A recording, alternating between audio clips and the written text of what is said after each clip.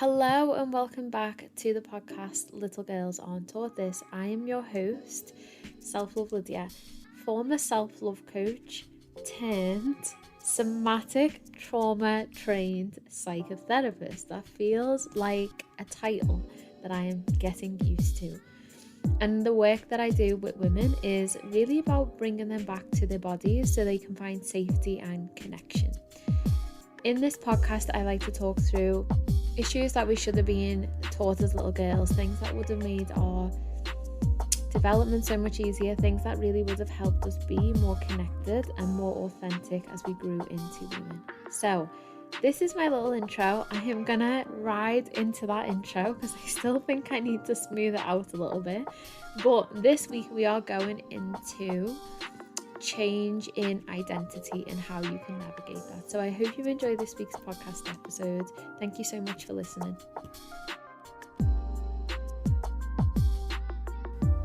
Good morning and welcome back to another episode of the podcast. I say good morning because I am currently sitting here in my living room with my podcast mic set up, my hot mug of coffee and my dressing gown on. So I just automatically said good morning. This week is going to be a solo podcast episode, and I'm going to be talking about ways that we can embrace change, and in particular when we are navigating real big identity shifts. So thank you for being here. You know, maybe you're listening to this on your walk, maybe you're listening to this as you're driving, maybe you're also sitting with a mug of coffee. Like whatever you're doing listening to this, I hope that you are okay, and I hope that your day is going as good as it possibly can be. So this week, I just felt really called to reflect on where I feel I'm at, because as you know, there has been, well, maybe you don't know, maybe you're new. If you're new here, welcome. I'm Lydia, trauma-trained somatic psychotherapist, and this is a space where I just come on and I just share knowledge, I just share wisdom, I just share insights into my life. It is really like a online journal for me sometimes, where I just come and talk and connect to the audience. So if you're new here, hello, welcome. I appreciate you for being here. And if you're a listener, I appreciate you for also being here. You will get the gist of how this podcast usually is and how I am as a host of that.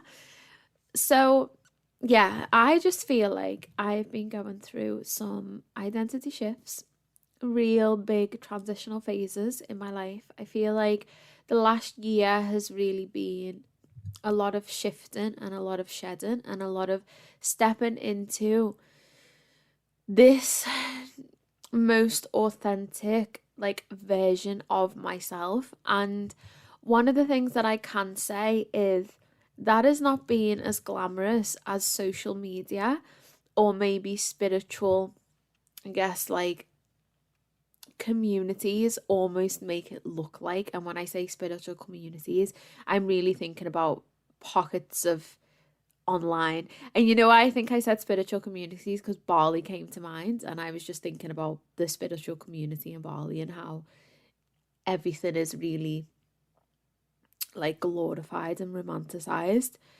And one of the things I can say is that this is my experience, but it's not been pretty. It's really brought some new depth of pain, some new depth of my own shadow stuff, especially recently. My shadow stuff is coming up so much, and stuff that I've not really ever noticed or worked through, which is very interesting. So, you know, I feel like there's going to be a call for me to go back to some kind of, I want to go back to therapy, but I really want to go back to some kind of psycho-spiritual somatic therapy and just uncover and explore these shadow parts, these wounds that are coming up for me. Because the more I learn about somatic stuff, and honestly, the more I'm learning about the nervous system and just the language of the body, the more I observe myself, and I'm like, oh my God, okay.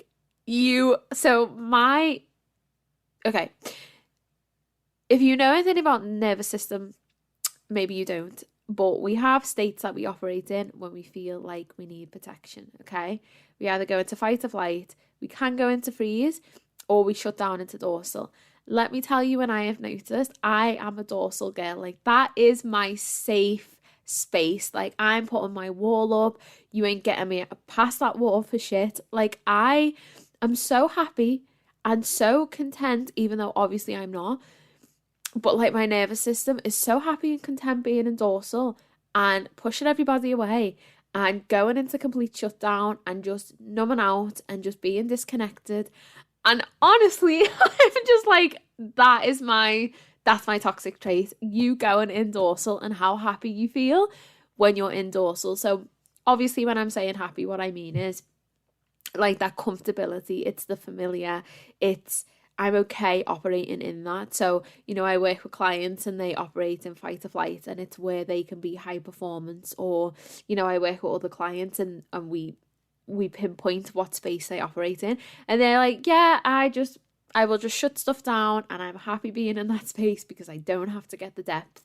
So it's really interesting just like figuring out more stuff about myself, and then just really how this work that I am doing is causing like big identity shifts, you know, like big identity shifts. I even feel like shifting over from a coach to a somatic therapist was a big shift. And I spoke about this a little bit recently on my Instagram.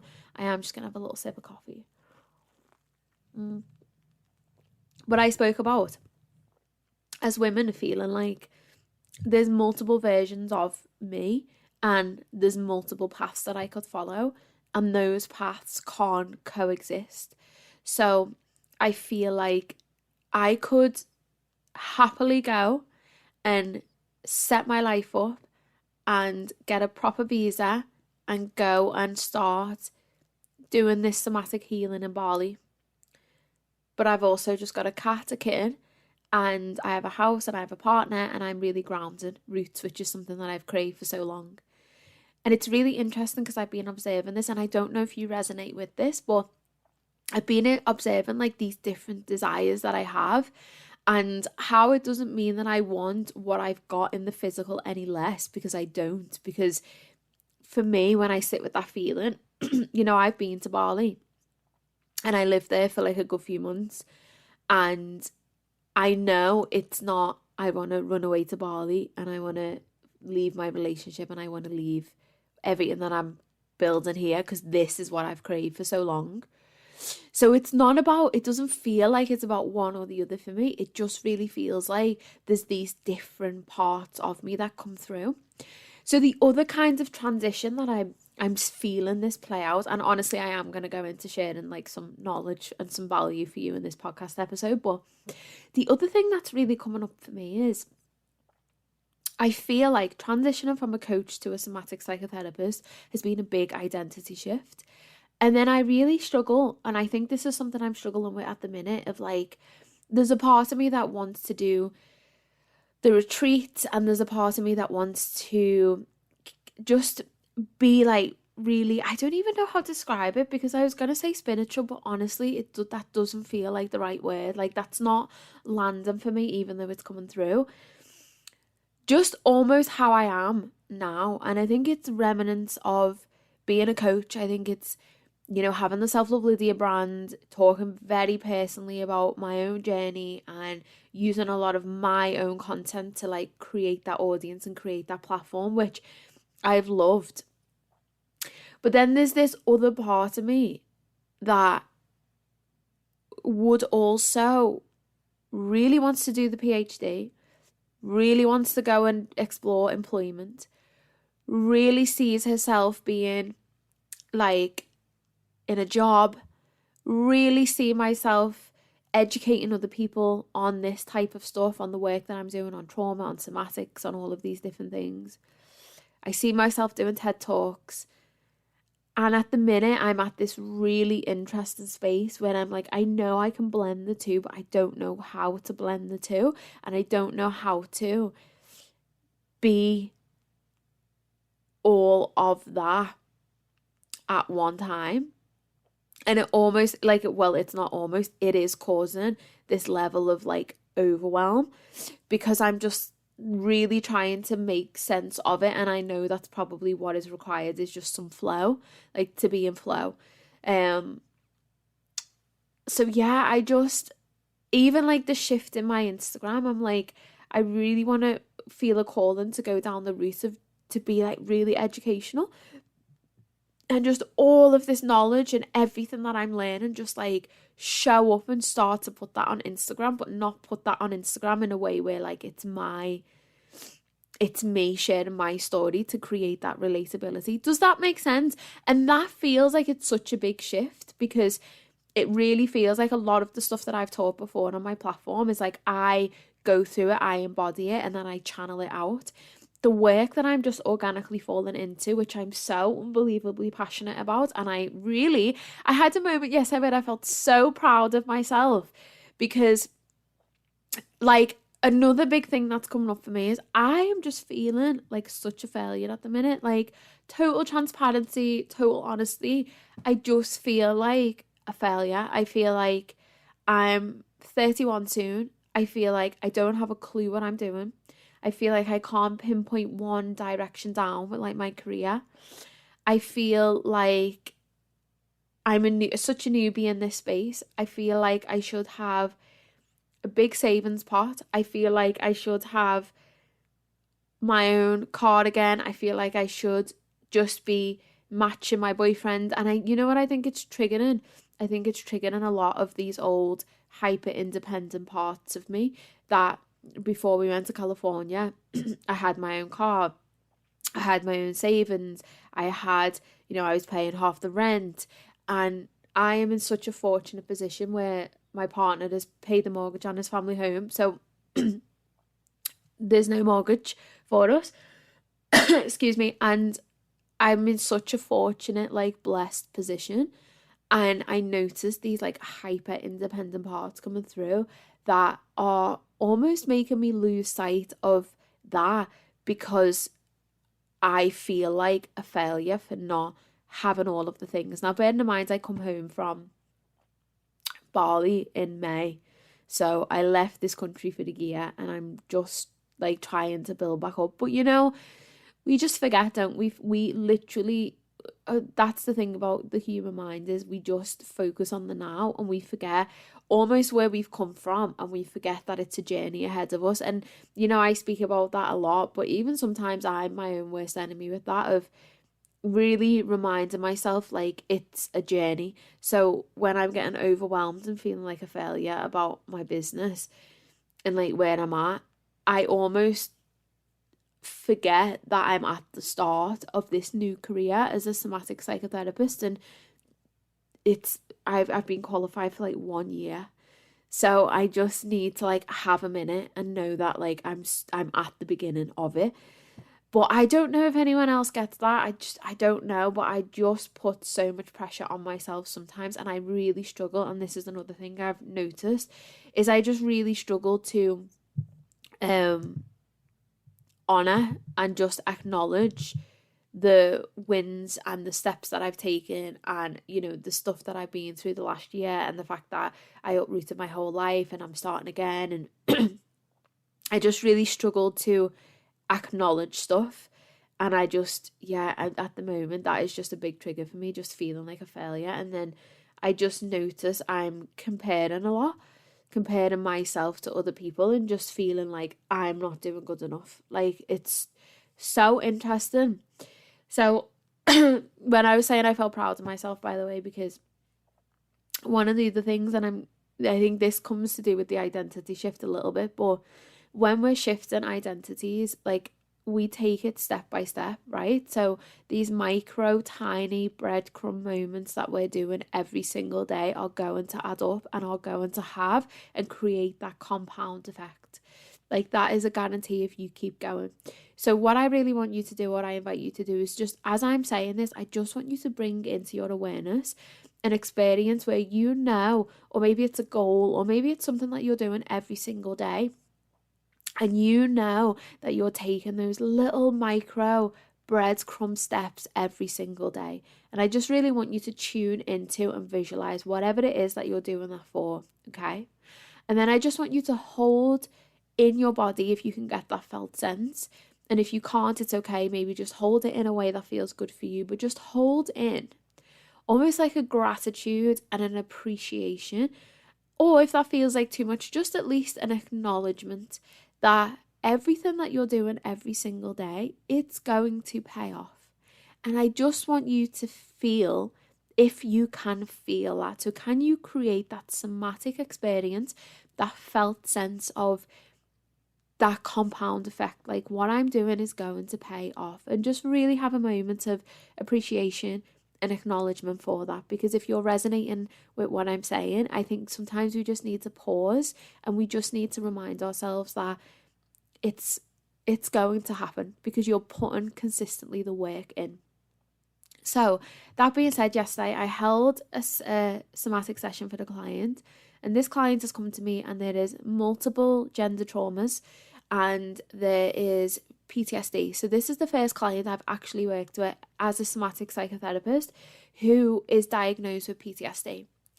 And we guided her into some somatics, and she's never done somatics before. And we had a really beautiful session where some trembling came through. So some trembling from the hips and from the pelvis. And honestly, I just felt so proud of her. I felt so proud of myself. And I felt proud of myself because I have been studying so hard. I am doing the certification for the somatic trauma therapy. I am watching YouTube videos. I am reading books. I am getting time saved on the mat with clients. I am reflecting as much as I can, and I just feel like all of those little bits and pieces that I've been doing every single day really came together and tied up yesterday to just create this beautiful space where I felt so confident and so capable to hold that space safely.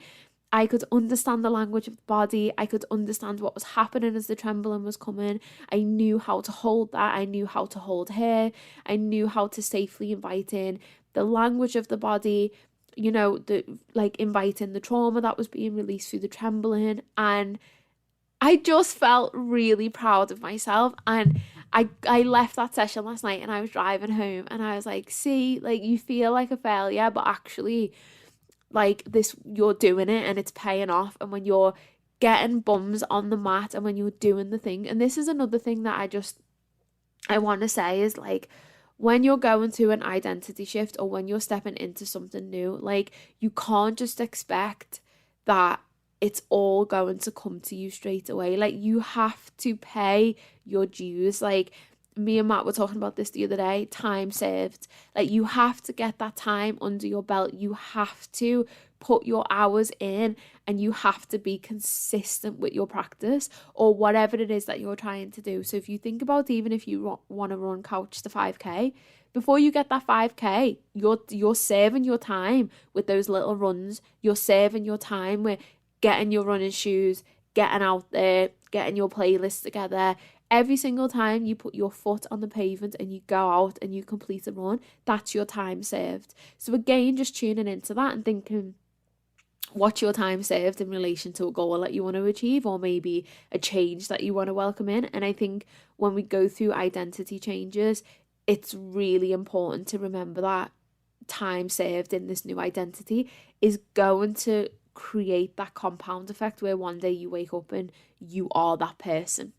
So I'm going to stop talking about myself now and just giving you a little life update, and I'm actually going to get into the podcast. So welcome to this week's, I don't know why I said welcome because we've already begun, but this episode is going to be about, like I've just said, navigating identity shifts.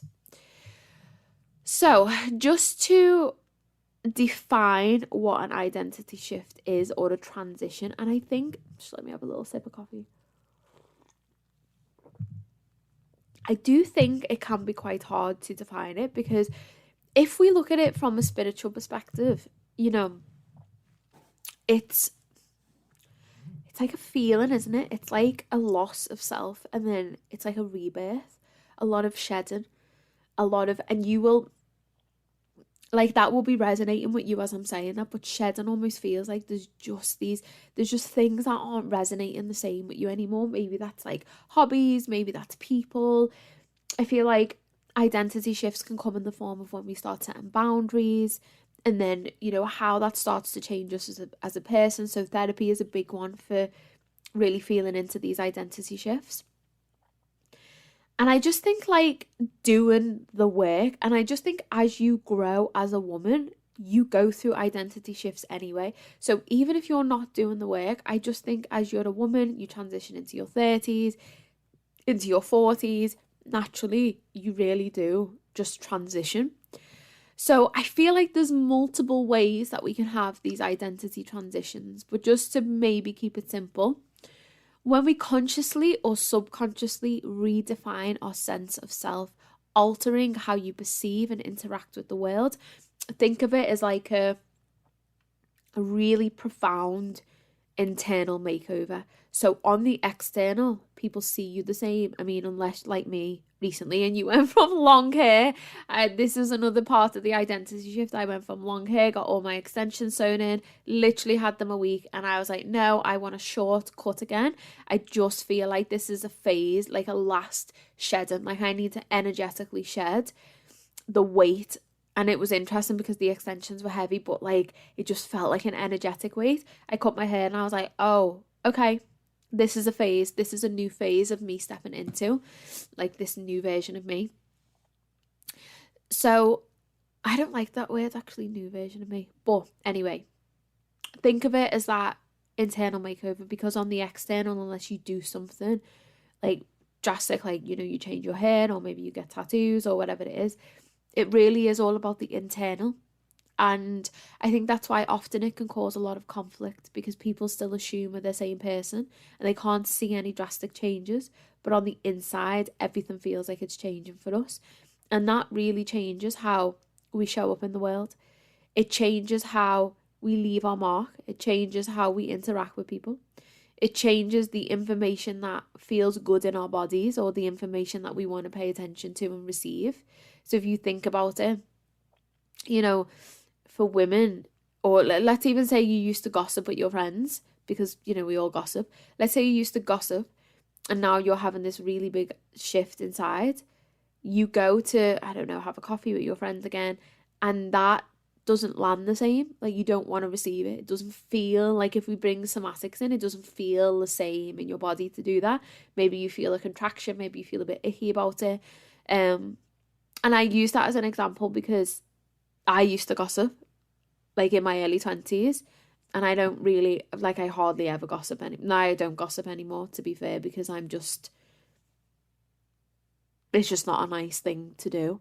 But, it's a common thing. That's just why I used it. So why identity shifts can happen.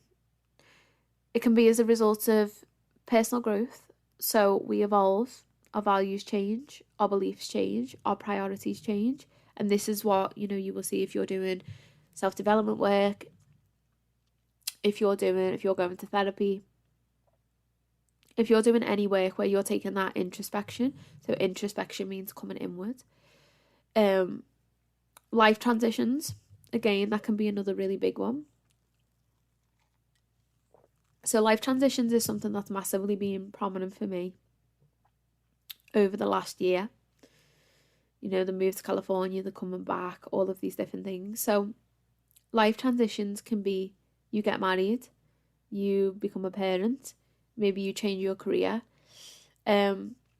All of these transitions that aren't just inward, your external is shifting as well. They can create different identity shifts. And then the third one is a crisis or a loss.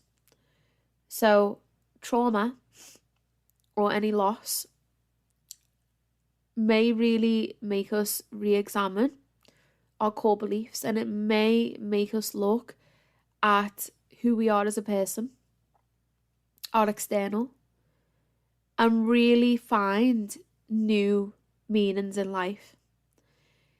Now, the other way we could have a big identity shift is through trauma and then protective mechanisms come in, and then they shift our identity. So where trauma or loss can create that re-examining and to find new meaning. That new meaning could be the world is a scary place and I'm not safe. So then that you could see how that would create an identity shift. So when we're thinking about identity shifts, one of the things that's really interesting is it doesn't just automatically mean all love and light and positive shifts. So there's many shifts that can come in when we are changing who we are as a person. And some of those shifts could be like really subtle, icky shadow changes. Identity parts where that shadow just comes up and it just digs its claws in. So if you don't know what shadow is usually a part of our subconscious, and it's usually a part of ourself that's formed, the ego forms, to protect from our own vulnerabilities. So our core wounds, our biggest vulnerabilities, we almost create these parts of self to mask and protect those vulnerabilities ever being seen. So again, that's a whole separate topic to talk about. And that's something that you see in trauma. You see shadow parts formulated. I mean, we all have shadow because we all have ego, we all have subconscious, we all have that psyche. But when we think about those core trauma wounds, you know, the shadow can be a little bit more prominent. So that's a whole separate topic that I could talk about, and integrating all of that and working through that for trauma. So what I invite you to do is just, it would be really nice if this podcast was a little interactive. So for you, even pausing it at this moment or just thinking as you listen to this, when in your life have you had either one of those happen? So some really big personal growth, a life transition, a crisis or a loss, and just feel into that. Because I can pinpoint in the last 3 years, it's been 3 years since I lost my nana, I can think of multiple for those, like the loss of my nan, and then we've all experienced COVID. Even now, what we're witnessing on the news, the war that's happening, is that causing you to feel like you're re-examining your core beliefs and you're finding new meaning of the world?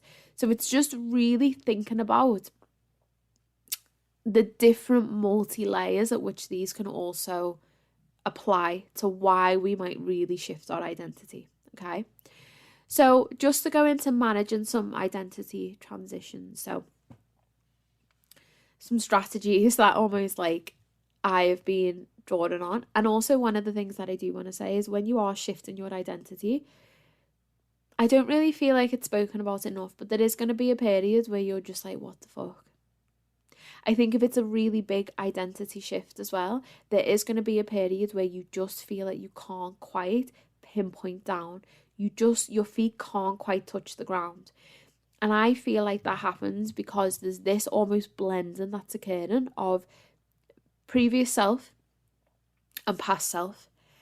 And that can cause some conflict and it can cause some uncomfortability. So not only that, if you imagine as you're stepping in and growing into something, there's almost this pullback that's happening and this shedding. So when it is a really big personal transition, an identity shift, as you step forward, there's this pull back almost. So it can almost feel like you're in the abyss of the unknown, of the, I don't know who I am. That can feel really uncomfortable, but it can also feel super exciting. And I think it's okay if for a part of your transition, you are just in that abyss of, I don't know. And maybe you're just, maybe the focus for that period is just to focus on and just be in the everyday. So instead of doing more, finding the stillness. Because I really feel like it's in that phase is where we get some beautiful time and space for integration. And integration, again, is something that is massively overlooked when we're doing this development work, because we think we always have to be doing the feminine. If we bring that feminine energy in, if we bring it in from a somatic level, that feminine embodiment wants that space to integrate. Otherwise, we're not actually embodying what it is that we are shifting into. And I see this so much with clients in my work where they do therapy, they're very cognitive, they can say all of the things, they've connected the dots, but they've not had that integration space. And, maybe this is because there's a disconnect from the body, because the somatic work, they've never done it before, whatever the reason might be. But that means that they can articulate the shift that they feel like they're having. They can articulate these parts of self, but they haven't had that integration and they haven't had that embodiment space, which means that they're in that, oh, I think I'm this person, but I don't know, and I don't really feel it, and something just doesn't feel aligned, and it just doesn't feel in flow, and why is this concept not landing, and why is this change not happening? And it's because that integration and that embodiment piece is so crucial to self-development and any kind of growth that we are doing. So, self-reflection is the first one. Take time to understand who you think you are right now. And that is basically what I've just touched on. Less doing, more being. And even in the being, notice, is it uncomfortable for you to be with self? Is it uncomfortable for you to be in your body? Is it uncomfortable? Or is it hard? Or does it feel awkward for you to embody and sit with yourself? Okay?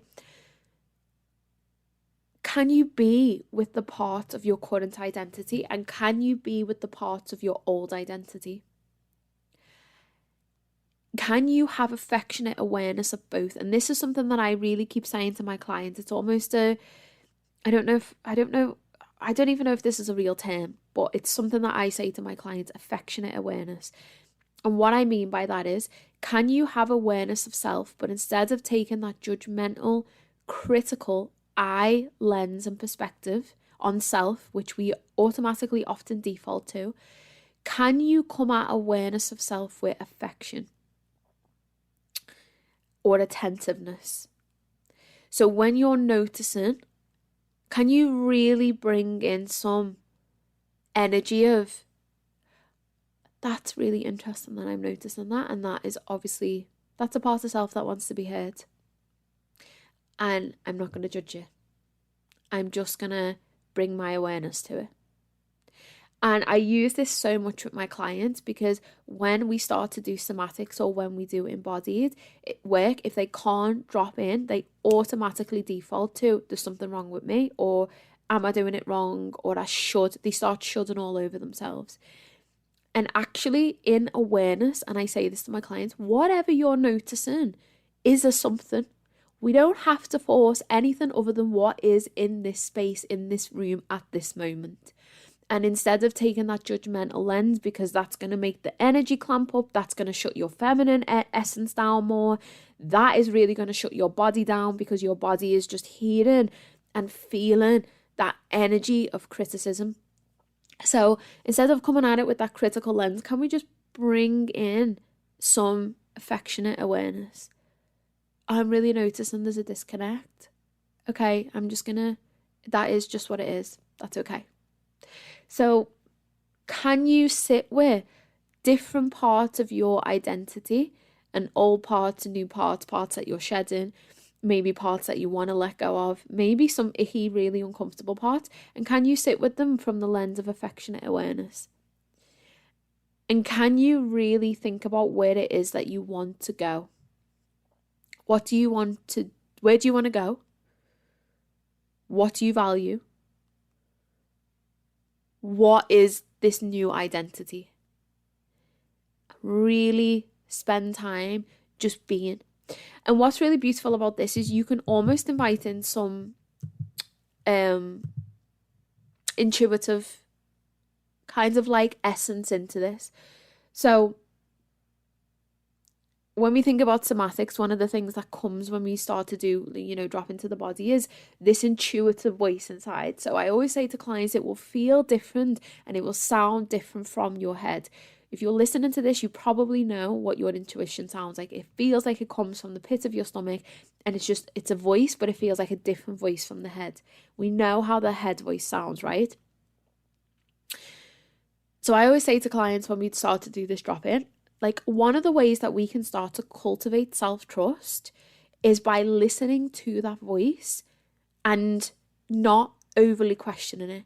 Unless it's some intrusive thought, unless it's something that doesn't feels really like uncomfortable or jarring or activating when it comes through.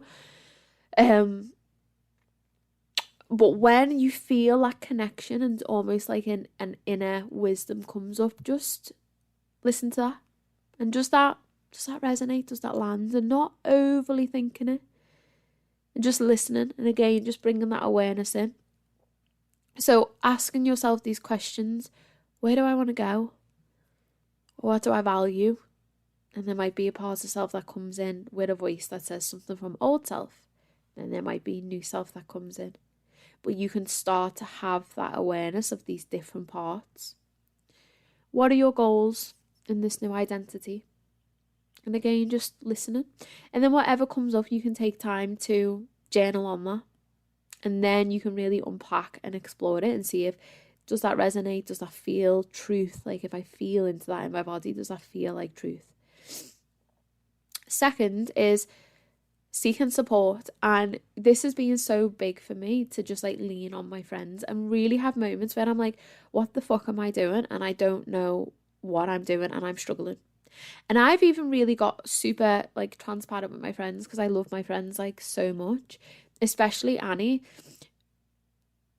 because like she's triggering me. Not especially, I love her more than my other friends, but she recently has been triggering me because we are literally about 2 weeks apart in age. We both went to university together.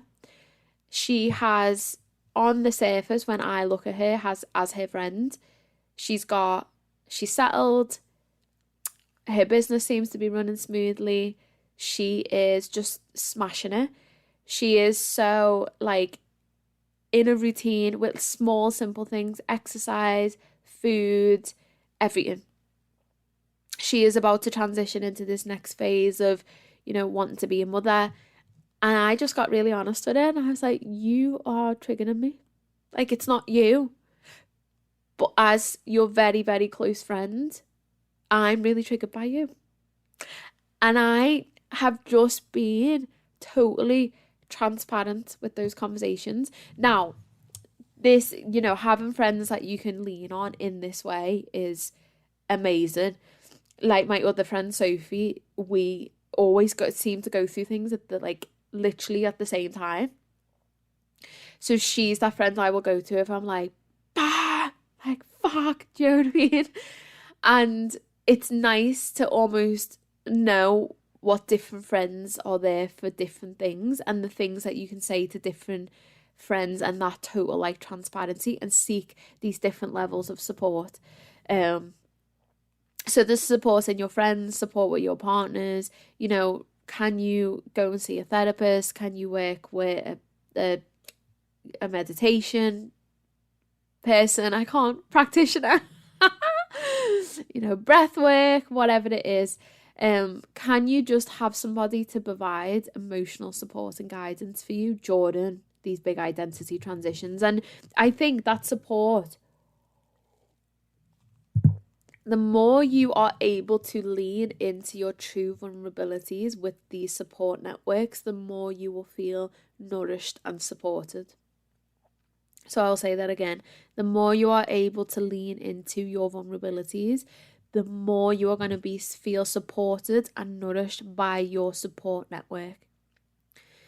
So again, when you're going through these identity transitions, it can feel scary, it can feel uncomfortable, it can just feel like maybe you're feeling the same thing and you're saying the same thing over and over again. But it's okay because it's just you trying to, like I spoke about before, land and just feel like something is integrated.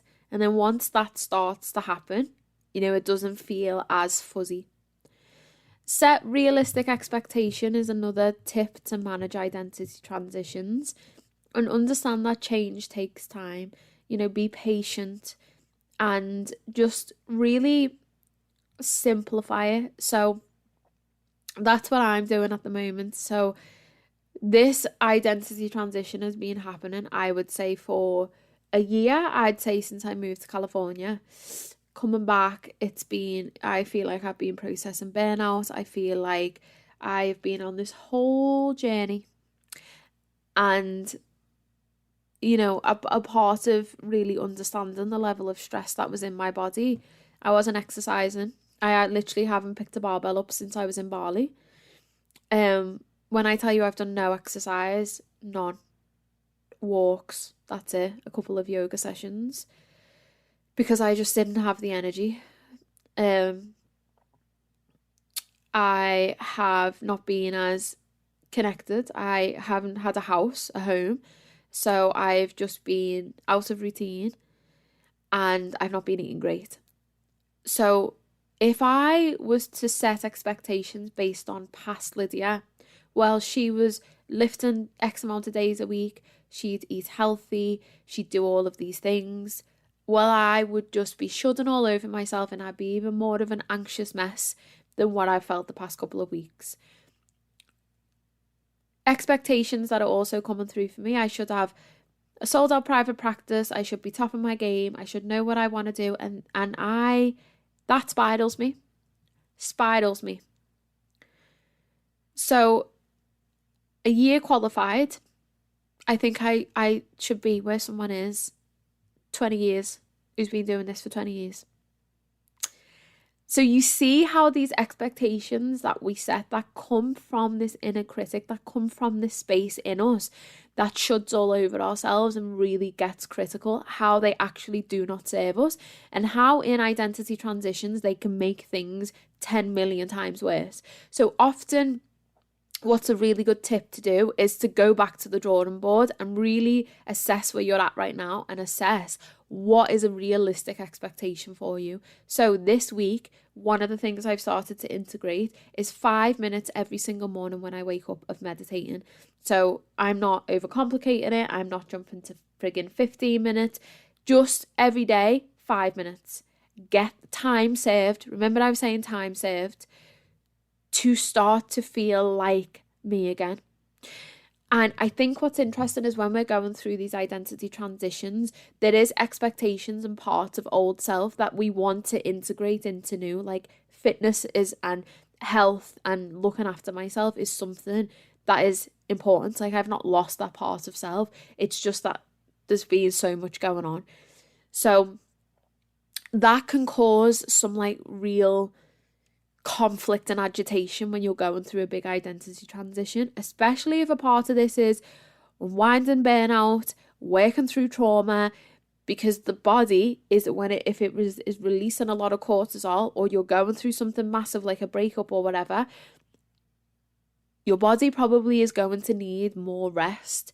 So there might be a part of you that loves being in the gym 5 days a week, but right now, if that's not realistic because there's something else that's taking up your time, your energy, you just don't have the emotional and physical capacity for it, it's okay. So how can you really assess where you are right now? Know that is going to come back in once you get through this period. So you know you're going to be back doing the things that are important to you because they're values for you. And set those realistic expectations that are going to help you through this period, okay? Because change does take time and you really need to be patient with yourself, and you need to come at this with like love, as much love and compassion for self as you can. Visualize that new identity. So create the clear mental image of the person that you want to become. And this might feel more doable when you feel like you've figured things out a little bit more. It might feel harder to do because maybe you're a person who can't really visualize quite strongly. That's okay. Any way that you can start to connect to that new identity. Can you visualize it? Can you meditate into it? Can you do some breath work? Can you journal about it? Can you do a vision board? Anything that's going to create that connection to who it is that you want to become. And also knowing that there's no time limit on getting that clarity. I don't have that clarity. And I actually put a meme up on Instagram, or a post the other day, saying winging it is like a solid life strategy. And as much as when I was a coach, I would try to be streamlined and have goals and have a clear vision, work backwards in 5 steps, that's not who I am as a person. in my life, I'm very feminine in that sense.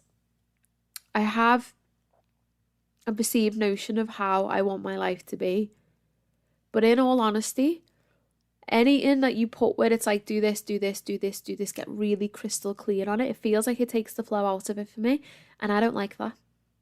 And I've got to this point in my life in flow.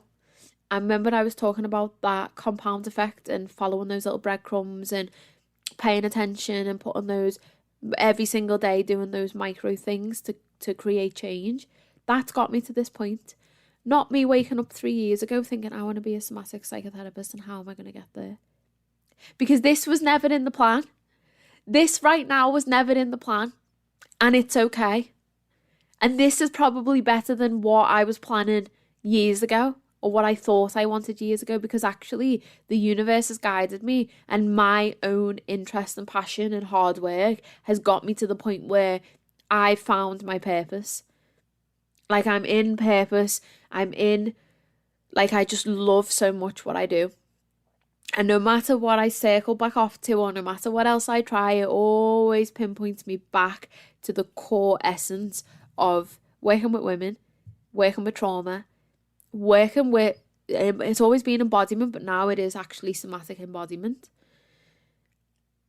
And it's like, oh, okay. So don't worry if you can't get really clear on it.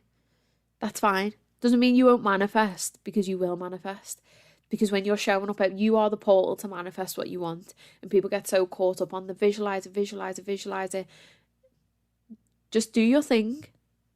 Just strengthen your self-trust. Just do your thing. Just keep doing that work on yourself. Just keep doing making the effort, taking the steps, creating that compound effect, and the fruits of your labour. You can't put work in every day and have that compound effect and it leads to nothing. It's impossible. And you'll know what it is that you're working towards. But it doesn't mean that you have to get really in on it. And if you are a visual person and you love to create this clear image, do that, whatever works for you. Celebrate your small wins. So again, something I'm terrible for, but last night I actually did do that. So acknowledge and celebrate your progress, no matter how small it may seem. That was me yesterday, literally driving home. I was so gassed about the session and I felt so happy and proud of myself. And it was such a nice feeling, and it literally took the edge off that I'm a failure and I'm not doing good enough. So when you're on your journey, just celebrate the smallest of wins in these identity transitions. So if you set a boundary and you're able to speak it through, or I say to clients, if you're able to speak your truth, we also think about the big macro ways, the big things. And I think a lot of social media content talks about setting boundaries and doing this and doing that. And I'm like, okay, but what's before that? Because if I've got a chronic people pleaser coming into my space as a therapist, and there's all kinds of trauma wrapped up in why she's a people pleaser, she doesn't fucking know how to just go out and set a boundary. It feels incredibly uncomfortable. So what's the steps back? How can we, from a cognitive perspective, but also a key crucial piece, a somatic level, how can we get it to the point where she feels safe enough? She feels able enough in her body to communicate that boundary, and then to make that a new habit. And then she's a woman who sets boundaries. Amazing. But please let me backtrack, because you're all out there running the marathon, and some people don't even know how to take a step forward. Some people are on their knees trying to figure out how to get up. Never mind run that marathon. So you really need to celebrate your small wins. That is so big when you're in an identity transition, because it's not easy. So if you're changing something about your identity, our identities are ingrained since childhood. All of these automatic behaviors, all of these automatic thought processes, they're learned. Sometimes they're generational. They've been embedded for years. So I had 25 years of automatic processing to unravel when I started this journey. If we just look at it that way for a moment, And I think that in 6 months, for example, I should be a totally different. No. Like when you're doing these identity shifts, especially if you're in these environments where there's still the same people around you, like your family, and this is a big, big thing that I see in therapy, is like people come in and we start to make these changes, but then they have to, that's one thing, but then the external is the other thing, because maybe they're still in environments with people where they don't feel like they can talk about their emotions, or they do get shut down, or it doesn't feel the best for them.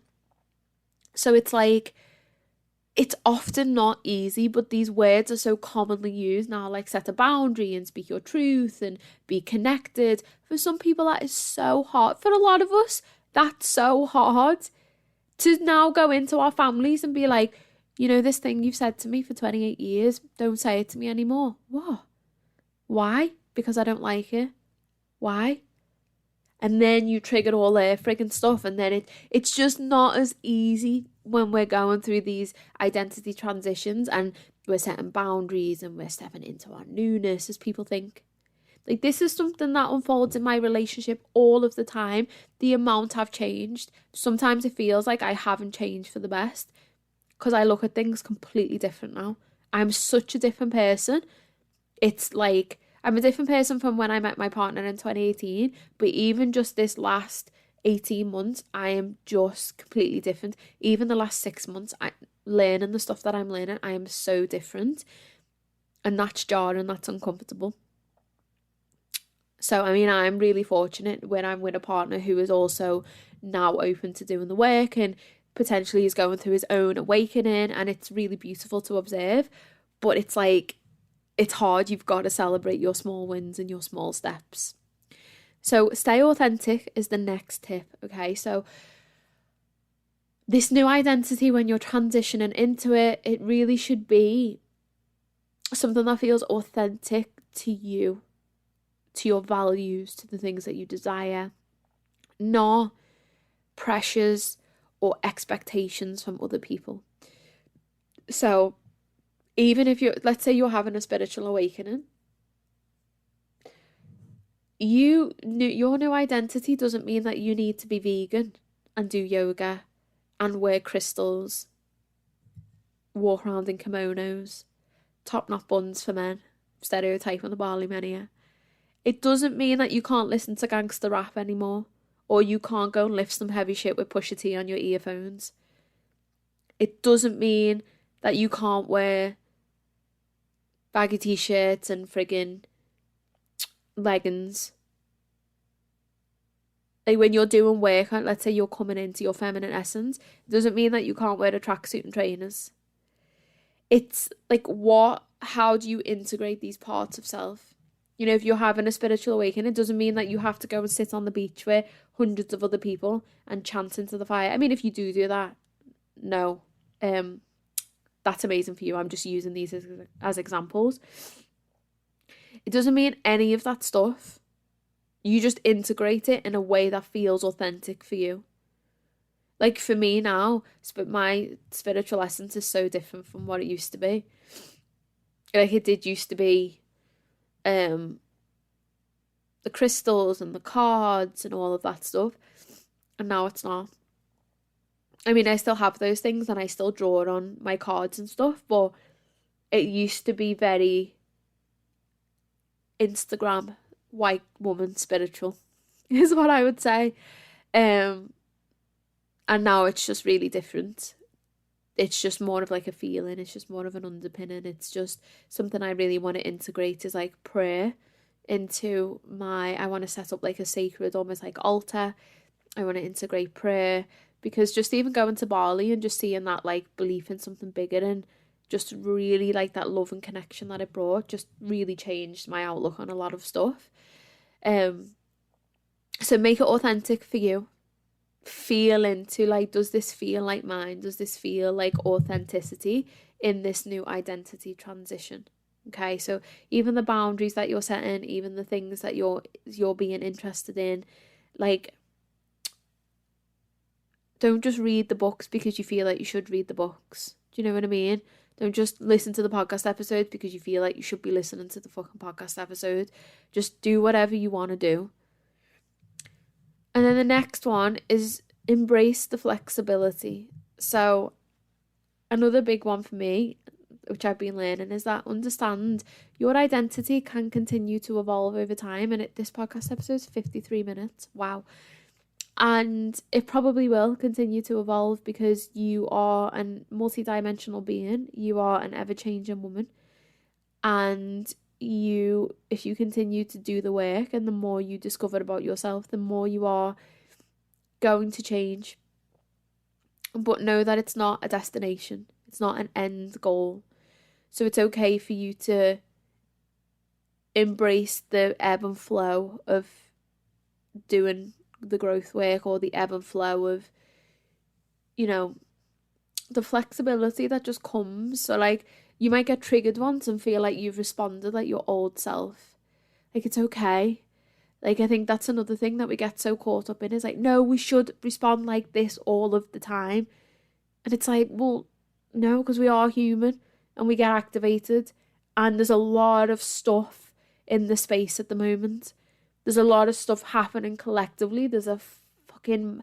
The world is traumatized at the moment. So even if your life is perfect, and even if this identity transition is happening and you're managing it, all you have to do is step out, put the news on, go on social media. Not only are we sharing what's happening, but we are sharing the minute by minute trauma, explicit trauma. And people are just sharing that. Like, they're sharing a recipe that you can make in an air fryer. And I know that people are doing that from a space of let's spread awareness, but actually what is happening is you're just traumatizing everybody and you're sharing your trauma. It's known as trauma porn. And we just overly share now as a society and a collective. We overly share this trauma all of the time. We share personal trauma, we share collective trauma, we share what's happening. We do it through that lens of let's create awareness, but actually what's happening is we're just all being re-traumatized and re-triggered and holding that in our nervous systems. Why was I talking about that? Oh, because the flexibility. So, know that you can respond. Maybe you've watched the news. Maybe you're feeling it. You're, somatically holding that. Maybe you've seen some really disturbing stuff on social media. Maybe your partner comes in and you just respond. You don't think, you're just automatic. You go off into fight or flight, or you're short. That doesn't mean anything about you. It doesn't mean anything about your growth. It doesn't mean anything about what you've stepped into, the change, the identity. You need to learn to embrace that flexibility, that ebb and flow, that back and forth, that push and pull. And no, this is another thing. I said it before in the podcast, and I actually don't like this, and this is something that I want to stop saying, because I really I actually fucking hate it. But like, this phase of new me, I'm letting go of this part, and it's a new me, and it's a new me. You know what I've realised doing my time served on the mat with, over my career, hundreds of women, and in the last couple of months that I've been doing this somatic work, is we don't actually, there's no such thing as new me, letting go, shedding, goodbye. We just are. Because those experiences that I've created, those versions of self, those experiences are still mapped out in our timeline. Those experiences are still mapped out in our nervous systems, in our bodies. Yes, they might not have the same charge. They might not land the same way. So can we heal, process, move through experiences? Yes. Can we gain more control, more self-awareness to pause and interject an automatic cycle where we might fly off the handle? Yes, absolutely, because I have also managed to do that. So I know that we can do that. But I also know that if I get to a certain point where I'm agitated or I'm ratty, I can blow. I can blow the way that I used to do when I was 21. Now, it might not be as often, hardly anywhere near as often. But I'm also human. And that doesn't mean anything about the growth. That doesn't mean anything about me as a person, because we can't lose these parts of self, these integral psyche parts of self. Ego, shadow, managers, firefighters, exiles. You might not have heard of that, but that's the internal family systems. We can't lose those parts of us. We can't lose our experiences that we've been through. We can't lose the imprint, the stress that we're under, the trauma that maybe we're under. Even if we've processed it, sometimes it might come back up, and it's okay. It's okay. Doesn't mean anything about us or our journey. You're human. So the next little bit I just want to touch on is something from transpersonal psychology, and it's just something about the hero's journey, and I just really want to share it because I think it's a really nice way to, if you want to incorporate like a spiritual or more of like a spiritual dimension to your new, to this identity shift that you're creating, there's something called transpersonal psychology, more of like this psycho-spiritual perspective on growth, on therapy, on psychology, and it really explores like self-transcendence. So when you transcend, when we're thinking about that, is like when you move out of your identity. So what we're talking about, mindfulness and inner transformation as integral parts of an identity like process and a shift. So I just really want to talk about that a little bit and the hero's journey, because in transpersonal psychology, it's stepping outside of that quite clinical, quite cognitive way of thinking, and it's really exploring like a deeper, more spiritual, existential dimension of the self, which is gorgeous, and is something that when we're going on these shifts, if we're taking more of a spiritual perspective, like you'll hear Jordan Peterson talk a lot about existential identity crises and what that means, and just like really, really nice way of looking at things. So just some of the core like principles of this strand of psychology are, spiritual growth, self-transcendence, which means we move beyond our ego-centered identity and we are able to connect with like a larger sense of self or a higher consciousness. So that is what I would describe as like spiritual awakening for me anyway. That really describes it. Like it wasn't just me, I moved past that. It talks a lot about mystical experiences. So again, bringing in like intuition, just really like profound insight that we get, connection to the universe. So if you're listening to this, you just feel that.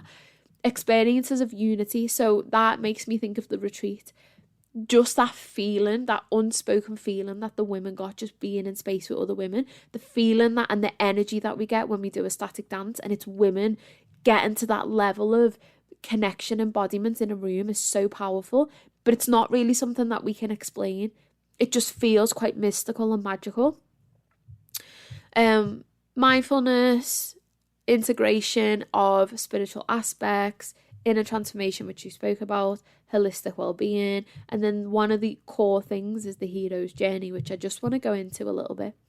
So the hero's journey is something that consists of several key stages, and what it basically is a really nice like myth or story around changing identity and shifting identity. And the hero's journey is a template that outlines the stages and elements of a hero's adventure. So you are the hero when you're going through your inner transformation. So this is like a story or a myth that you can draw on to really relate to your own journey. Imagine you're the hero, okay? And it's really a nice like universal way. So when we think about Carl Jung's archetypes, we have the mother, we have the maiden, we have the inner child, even the shadow. They are universal archetypes where if you said that around the world, people would have very similar associations. And that's where when we talk about archetypes, identity, psyche archetypes, because they universally bring up the same. The Joker, the Queen, they bring up the same stuff. Or really similar stuff. So the hero's adventure is a really nice way that we can start to again relate to that. And no matter what your personal experience is, if you were to talk to somebody about the hero's journey, they would resonate and they would be able to understand that. So it's a really, using metaphors, using like archetypes, using myths is a really nice way that you can find resonance and connection with other people without going into your story, or without even having to share your vulnerabilities or anybody else share. It creates that resonance and that connection, human being to human being. So I'm just going to read through it. So the first step is the call to adventure. So again, think of this in your own, and you can actually journal on this after the episode. So the hero is introduced to a problem, challenge, or a significant opportunity that initiates their journey. So think about, for you, what is your problem? What is your challenge? What is your significant opportunity that has initiated your journey into this new identity? It can come from external, or it can be an inner realization. It can be a combination of both, like we've explored in the episode. So that is the first one, call to adventure. Second, refusal of the call. So think about when you've had that, whatever it is, come up for you. Usually there's some resistance, and usually we refuse it before we step into it, because our cognitive mind, our ego, is going to protect us at all costs. And usually stepping into the call to adventure brings uncertainty. It brings feelings of, I don't know if I'm safe to do this. I don't know if I'm capable to do this. So the second step is usually refusal. So again, think about that in your own journey. The hero may be reluctant to embark on the adventure, often due to fear or self-doubt. They may need encouragement or motivation to accept the call. So again, think about this in your own journey. This really feels like that encouragement or motivation will come through, like we spoke about before, support network, groups that you attend, therapy, your own journaling, sitting with it, giving yourself time and space. Step 3, meeting the mentor. The hero encounters a mentor or guide who provides wisdom, advice, or tools to help them on their quest. The mentor offers support and guidance. Who is your mentor? And what have they offered? What is their wisdom? What is their advice? Okay? What is their support? What is their guidance? Step number 4, crossing the first threshold. The hero makes a commitment to the adventure and leaves their ordinary world behind. I mean, how vividly beautiful is that? I just get this little thing of the hero with like a bag over his back, and his village is behind him, and he is walking this path into the unknown. That's what I get flooded with, that visual. They step into the unknown, symbolizing a significant change in their life. So again, what is you crossing your first threshold? Stages. Remember, if we're thinking about the hero's journey, what is it? Number 5, tests, allies, and enemies. Throughout the journey, the hero faces a series of challenges, makes new allies, and encounters new adversaries. These experiences help the hero grow and learn. Who are your new people that you're meeting? Who are your past people that are now becoming enemies? Not like using this analogy, enemies, quote unquote. What are your challenges? What are your new groups of people who are helping you grow and learn, or your new resources, or your new practices? And what are the tests that are coming? Number 6, approach to the inmost cave. The hero approaches a critical point in their journey, often a place of great danger or a central challenge they must overcome. I love this little story. What's your inmost cave? What's your cave? What's your critical point? Are you at that now? Are you past it? Do you feel like it's to come? The cave is the place of great danger or the central challenge they must overcome. What's your central challenge? Number 7, ordeal. This is a climatic moment where the hero confronts their most significant challenge, often facing death or a profound change. It's a moment of transformation and growth. Chills, absolute chills reading that piece out. Death, ego death, identity death, like profound change, but it is an ordeal. Oh, I've had an ego death on the floor in a mushroom ceremony, and let me tell you, it was an ordeal, but it was profound. What's your ordeal? What's your death? What's your ego death? What's your spiritual death? What's your identity death? What's the challenge that comes with that? And what's the profound change that's coming in the ordeal? Reward, seizing the sword. Go and get your sword, girl. After the ordeal, the hero reaps the rewards, gains insight, or acquires a special knowledge or object that will aid them in the journey's final stages. So when you have your ordeal, when you're on your journey, you start to gain the insight, you get the special knowledge, but you can only get that knowledge that comes when you step into your cave, when you go through your ordeal, then the reward is waiting for you. Okay? Let that land. You have to go through step 6 and 7 and go through that death and that challenge in order for you to get your special knowledge, to seize your sword. The road back. Number 9. The hero begins a journey back to their ordinary world, but the adventure is not over yet. They may face new obstacles and tests along the way. So when we're talking before about internal transformation, the road back feels like this is when we start to integrate that internal transformation out into the external. That's our road back as the hero. Resurrection. The hero experiences a final and ultimate test. This is another moment of transformation and self-realization. So what is your resurrection? You're on your road back. You're starting to integrate your internal and external. What is another test that has come your way or may come your way, really, that you can step into and have another big moment of transformation and self-realization? Return with the elixir is the last step. The hero returns to their ordinary world, often with a gift, knowledge, or new profound wisdom. Oh, that benefits the community or society. My heart. They share the elixir, which represents what they've learned or achieved with others. Now, is that not a beautiful ending to the hero's story? Like, that is such a beautiful, a flexible way to look at our journey with inner transformation. So at the end, we return back to our community, to our society, and we have these gifts and these knowledge and this wisdom. Think about that. You return back to your children with this new part of self, your partner, your family, your workspace, just how you show up for yourself. You integrate your feminine, maybe that's something, and she runs out into the world around you. Like, it's so beautiful.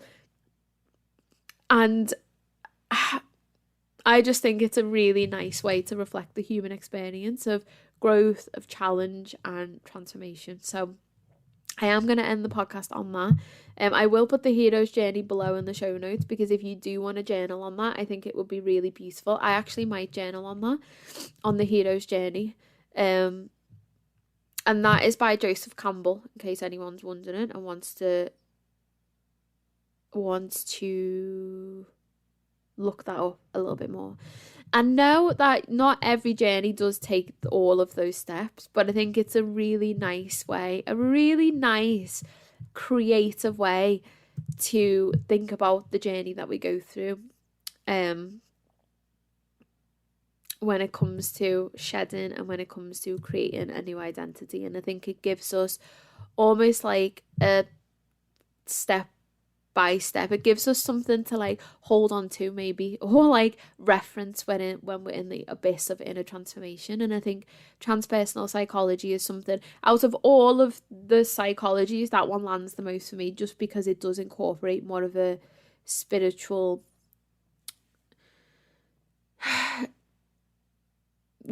more of a spiritual perspective on like the human experience, and that's just really nice for me. So on that note, I am going to go because this podcast episode is 1 hour and 12 minutes, which is wild. So I will see you next week for another episode. I hope you've enjoyed this episode. And yeah, I would love you to leave a review to let me know if you've enjoyed this episode. And if you want to do some of your own inner personal work, you can work with me. In Planet Yoga, I do have space for therapy clients, for somatic therapy clients. Or you could join us on the Bali Embodied Feminine Retreat. So that is exciting. That is happening next March. I'll put all the links to everything below. So yes, have a wonderful day and I shall see you next week. Thank you so much for being here. From my corner of the world to yours, I am sending you love. And I shall be back next week. And I shall be back next week. And I shall be back next week. And I shall be back next week. And I shall be back next week. And I shall be back next week.